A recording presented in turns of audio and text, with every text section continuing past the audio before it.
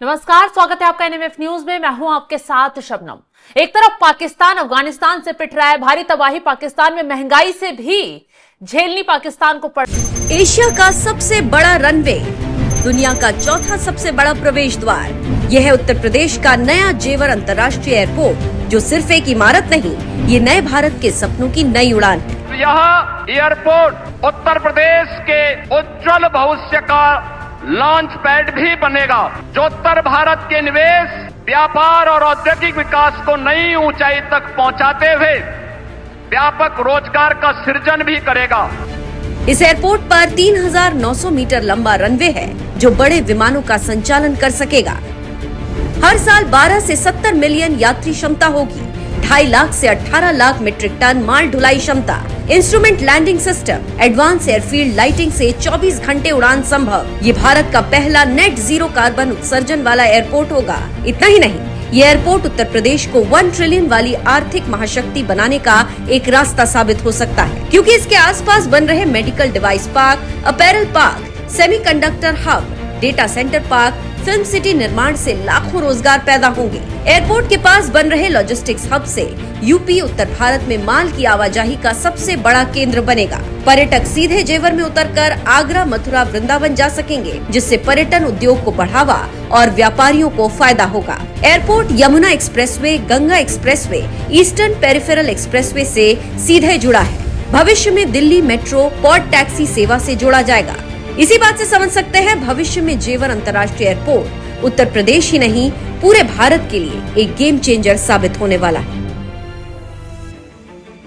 रही है। लेकिन इसी बीच एक और बड़ी खबर पाकिस्तान की धड़कनें बढ़ा देने वाली आ गई है। दरअसल भारत के मौलानाओं ने और मुसलमानों ने साफ साफ कह दिया है कि अब जल्द ही पीओके भारत का हिस्सा होगा।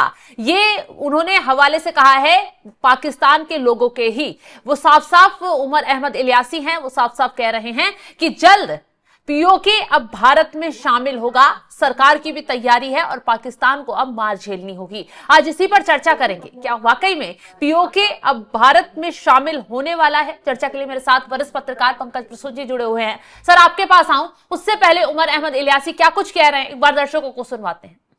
पीओके हमारा भारत का अभिन्न अंग है और इंशाल्लाह पीओके बहुत जल्द भारत में शामिल होगा। क्योंकि ये मैं नहीं कह रहा, ये वहां की आवाम कह रही है। वहां की जो आवाम है पीओके की, वो इस कश्मीर को देखकर, क्योंकि वो उनके भाई बहन है यहाँ रहते हैं, इस तरक्की को देख के, इस खुशहाली को देख के, क्योंकि पीओके में भुखमरी हो रही है, न सड़कें हैं न खाना है, आज वो चाहते हैं कि वो भारत में शामिल होकर घर वापसी करना चाहते हैं। उनका इस्तकबाल है, पीओके भारत में जल्द इंशाल्लाह शामिल होगा, वहां की आवाम के मुताबिक ही इंशाल्लाह शामिल होगा। उमर अहमद इलियासी साफ साफ कह रहे हैं कि जल्द पीओके भारत में शामिल होगा। अब इसके पीछे आखिर क्या रणनीति है, क्या आशंकाएं जताई गई, क्या देखा गया जिसके बाद ये दावे कर दिए जा रहे हैं? उमर अहमद इलियासी साहब से पहले पाकिस्तान की तरफ से सोचिए कि अभी क्या चल रहा है। हाँ। 3 आर्मी कमांडर हैं, उन तीनों को एक जिम्मेदारी सौंपी गई है और आईएसआई के साथ बैठक हुई है कराची में। अच्छा। इसी जुम्मे के रोज, और उसके बाद पाकिस्तान के मीडिया आउटलेट्स में अचानक एक खबर बम्बार्ड की जाने लगी, और खबर यह है कि पाकिस्तानी इंटेलिजेंस ने भारत के जासूसी नेटवर्क में इनपुट्स का पर्दाफाश किया है, और जिससे भारत के अंदर एक फॉल्स फ्लैग ऑपरेशन होगा, मतलब कुछ कांड होगा, और उसके बाद भारत आक्रमण करेगा और पाकिस्तान उसके लिए तैयार है। अच्छा। ये कहानी बताई जा रही है, चाहे वो जियो न्यूज हो या द डॉन हो या सब जगह देखिएगा। इनक्रिप्टेड मैसेज पकड़ा है आईएसआई ने। मतलब पाकिस्तान अपनी मौत खुद बुला रहा है? नहीं, पाकिस्तान तो किस पर्पस से कर रहा है भारत के साथ टकराव, वो तो वो जान रहा है और बड़े प्लानिंग के साथ कर रहा है। क्योंकि देखिए, पाकिस्तान अभी ये फंसा हुआ है, एक तरफ महंगाई वाले में फंसा हुआ है, अर्थव्यवस्था बिल्कुल धराशायी है, यूएई हो या सऊदी हो, ये सारे उससे मांग रहे हैं अपने अपने पैसे। दूसरा, उस पर दबाव अमेरिका का है कि तुम अमेरिका की तरफ से लड़ो और सऊदी का साथ दो, क्योंकि तुमने डिफेंस पैक्ट किया है। तीसरा दबाव ईरान की तरफ से है कि अगर ईरान के साथ नहीं दिया तो तुम्हारे यहाँ जो शिया है वो बगावत कर देंगे। चाइना का प्रेशर है कि तुम ईरान की तरफ रहो क्योंकि ईरान को हम मदद कर रहे हैं। तो इन सारी चीजों से बचने का एकमात्र उपाय यही है कि भारत के साथ युद्ध लड़ा जाए। उससे होगा क्या, जैसे ही भारत के साथ युद्ध लड़ाई करेगा तो पहले तो यूएई को बोलेगा कि हम आपके पैसे कैसे चुकाएं। युद्ध वाली स्थिति में कोई मांगता है क्या? सऊदी से भी यही कहेगा तो पैसे देने से बच जाएगा। दूसरा, चाइना खुश हो जाएगा। तीसरा, अमेरिका वो कहेगा कि हमारी सेना तो उलझी हुई है भारत के साथ, हम कहां से आपके तरफ से लड़ाई करेंगे। और आवाम इसलिए एकजुट होगी कि भारत गजवाए हिंद, हमें भारत हमारा दुश्मन है, ये करना है। तो सारी समस्याओं का एक ही समाधान है पाकिस्तान के लिए कि इंडिया के साथ जंग छेड़ दो। लेकिन पंकज और जी, इसीलिए सबके कर्जों से बचने के लिए, सबका अच्छा बनने के लिए पाकिस्तान भारत से पंगा तो ले लेगा, लेकिन बर्बाद तो पूरा हो जाएगा। पाकिस्तान ने एक बार मारा, 2-4 मिसाइलों से ही गड्ढे कर दिए वहां के एयरबेसों में, अब के पिटेगा तो क्या हाल होगा पाकिस्तान का? इससे कोई फर्क नहीं पड़ता पाकिस्तानी आर्मी को। अच्छा, एक पूरी की पूरी बटालियन भी उनकी अगर मर जाए तो क्या होगा? 10, 20, 200, 400, 500 ये लोग मरेंगे। कितने मारेंगे आप? 1000, 2000? इससे पाकिस्तानी आर्मी को कोई फर्क नहीं पड़ता, क्योंकि उनको तो फारिग होकर अंत में रिटायरमेंट के बाद विदेश में सेटल करना है, चाहे मुनीर हो या शाहबाज हो। उनको दिक्कत यह है कि मेरे जो आका हैं अमेरिका वाले या चाइना वाले, वो हमको पैसे की सप्लाई जारी रखे। हो सकता है युद्ध के नाम पे कहीं से पैसा उठा ले। भारत ज्यादा से ज्यादा क्या करेगा? मारेगा। तो क्या फर्क पड़ता है? ऐसे अफगानी भी मार रहे हैं, बलूच मार रहे हैं, पठान मार रहे हैं, पश्तून मार रहे हैं। माने पाकिस्तानी नेतृत्व तो अपने देश की मार रहा है, लेकिन दूसरा कोई क्या फर्क पड़ता है? उसको कोई फर्क नहीं पड़ता कि वो जीते या हारे। वो बोल देंगे अपने मीडिया में, चला देंगे कि हम जीत गए, इंशाल्लाह हमारी फतह हो गई। और फिर क्या कर लीजिएगा? पिछली बार 8 एयरबेस, 2 आतंकी कैंप, सैकड़ों जवान, सैकड़ों आतंकी के गंवाने के बाद पाकिस्तान क्या कर रहा है कि हम जीत गए? यही कह रहा है ना।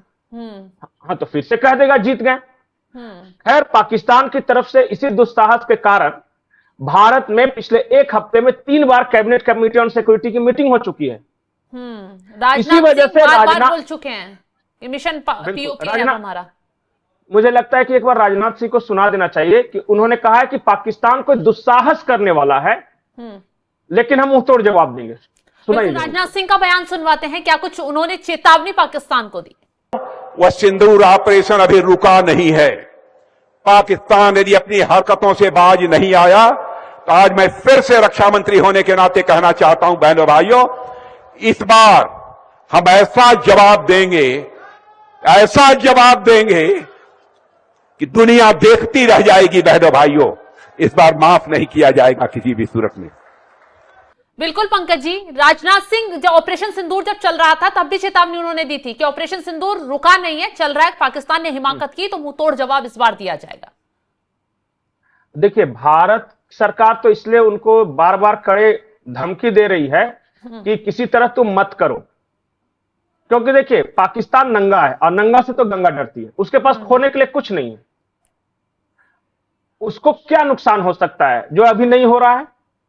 अभी भी कहीं ना कहीं आपस में ही चल रहा है ना। भारत के साथ लड़ने में कम से कम शहीद तो कहलाएंगे, लेकिन पंकज आपस जी में लड़के तो कुछ नहीं। नुकसान की आप बात कर रहे हैं, तो इस बार तो मिशन पीओके है ना। अगर पीओके भारत ले लेगा तो जाहिर सी बात है उसके पीओके के लिए तो पाकिस्तान कहां कहां जाके रोता है, यूएन में जाके गिड़गिड़ाता है, तमाम देशों के आगे गिड़गिड़ाता है, तो वो उससे छिन जाएगा। सबसे बड़ी चोट तो वही होगी पाकिस्तान के लिए।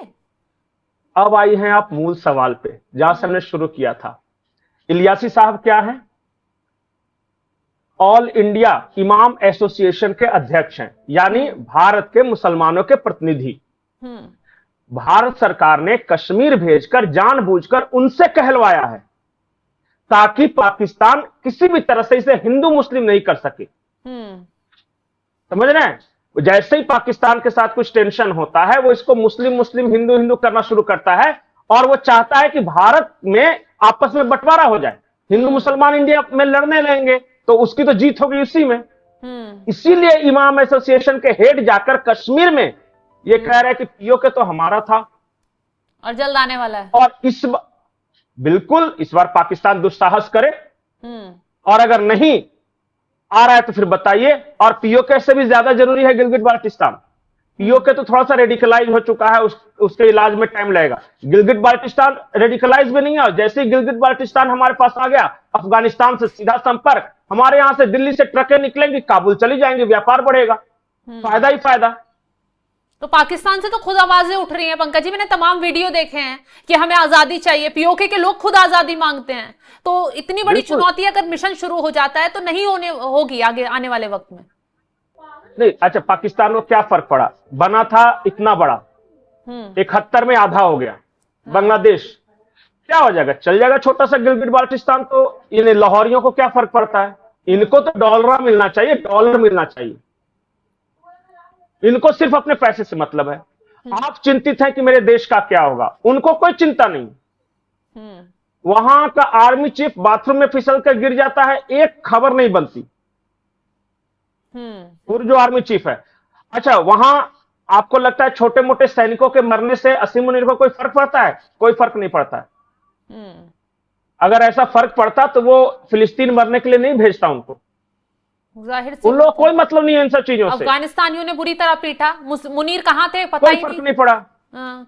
कोई फर्क नहीं पड़ा। वो अंत में तो जब सारा युद्ध खत्म होगा तो निकल के एक ही बात कहना है कि इंशाल्लाह हम जीत गए। तो इतना ही कहना ही है, चाहे वो जीते हारे, गिलगिट बाल्टिस्तान जाए, बांग्लादेश जाए या बलूचिस्तान जाए, क्या फर्क पड़ता है उनको। उनको माल मिलना चाहिए, क्योंकि उनकी आने वाली पीढ़ियां तो पाकिस्तान में नहीं रहने वाली, ये आखिरी है।